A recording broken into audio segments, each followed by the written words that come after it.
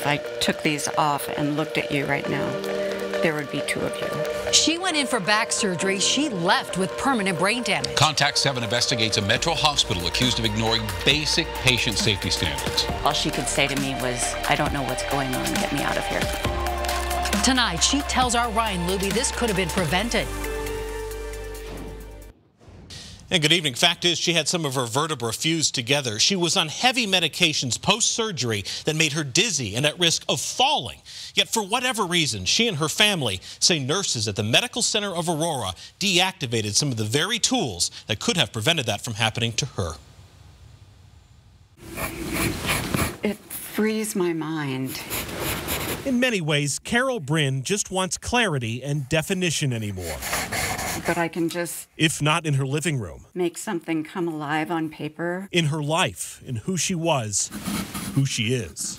Yeah, these are not Bono glasses. If I took these off and looked at you right now, there would be two of you. The double vision Carol now has to correct is the result of what she and her daughter say was double the trouble at the Medical Center of Aurora. You went in for a back surgery. It was successful. You left with permanent brain damage unrelated to the back surgery. Correct. She was post-surgery, heavily medicated, and bedridden when her life changed. I had to use the restroom. I do remember looking at all the buttons, the array of buttons. So I pushed the ones with the little nurse picture that were on the side of the bed, thinking, well, that's the easiest, because I can recognize that. Nothing. Nothing.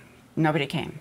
I remember the corner of the wall coming straight at my forehead. It was like slow motion. And then the next thing I remember, I was on the floor, on my back, covered in metal equipment. What Carol just described is what patient safety experts define as a never event in reference to particular shocking medical errors that should never occur. The government lists 29 such serious reportable events, among them patient death or serious injury associated with a fall while being cared for in a healthcare setting.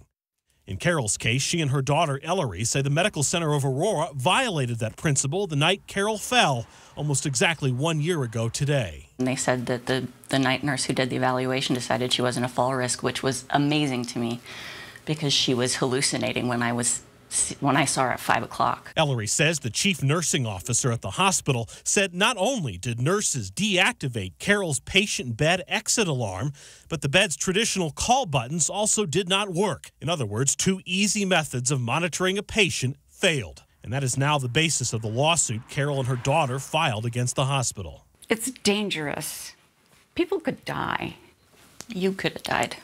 I almost did. Because of the litigation, the hospital refuses to say much of anything to Contact 7, except in part, the safety and well-being of our patients is our top priority. We take this matter very seriously.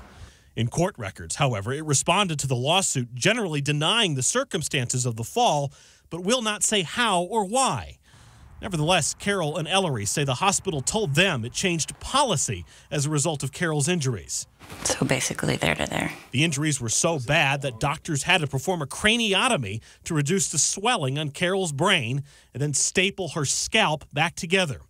Both Carol and Ellery say they hope their story gives doctors, nurses, and even patients the clarity they need to make sure nothing like this happens again.